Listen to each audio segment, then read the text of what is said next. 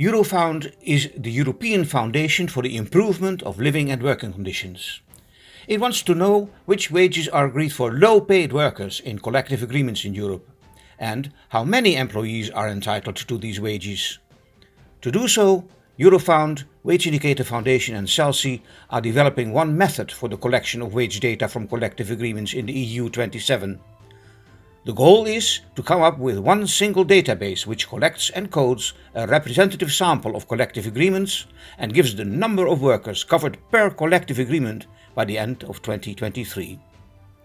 This database must be scalable and sustainable. The present pilot project paves the way.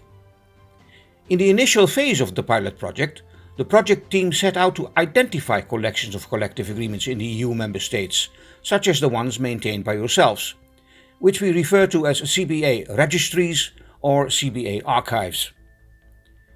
The project team looked for these CBA registries and checked which sectors they cover, if they include the public sector, which topics are covered, under what headings, whether they feature full texts, and whether the CBAs are freely accessible.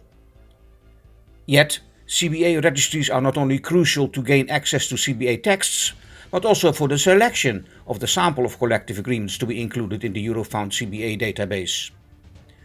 The selection of collective agreements for the Eurofound CBA database will be done based on what we call metadata, which are structured bits of information.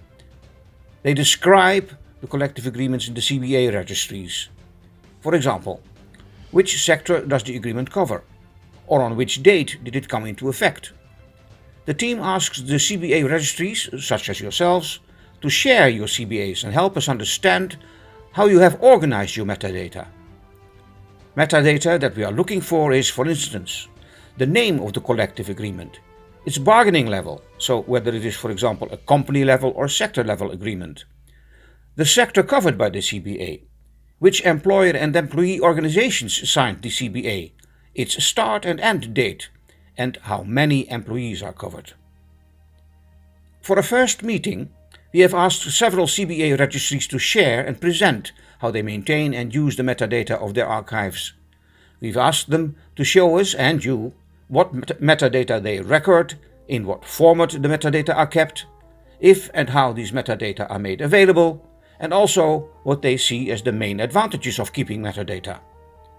For the project team, the main interest to start with is to understand in greater detail how registries operate, and crucially, are registries willing to cooperate with Eurofound in this pilot and contribute to building a full-fledged EU-27 CBA database. In parallel to the inventory of CBA registries in the EU, the project partners have teamed up with other experts in the field to develop a methodological framework for coding pay rates in collective agreements. In addition, hands-on experience in coding wages in collective agreements was gained in previous projects. Wage Indicator, for instance, maintains a well-coded database for EU countries, currently listing 532 CBAs. It is time to test both out. Therefore, the project team will cooperate with a number of CBA registries in the next phase of this pilot to test in practice how to select CBAs from the CBA registries and to code the pay range in the selected agreements. The outcomes of this pilot phase will be the topic of the ensuing online meeting planned for 1 year from now, to which you are invited. For now, we would like to ask for your help to collect collective agreements and metadata and to help us understand how you operate.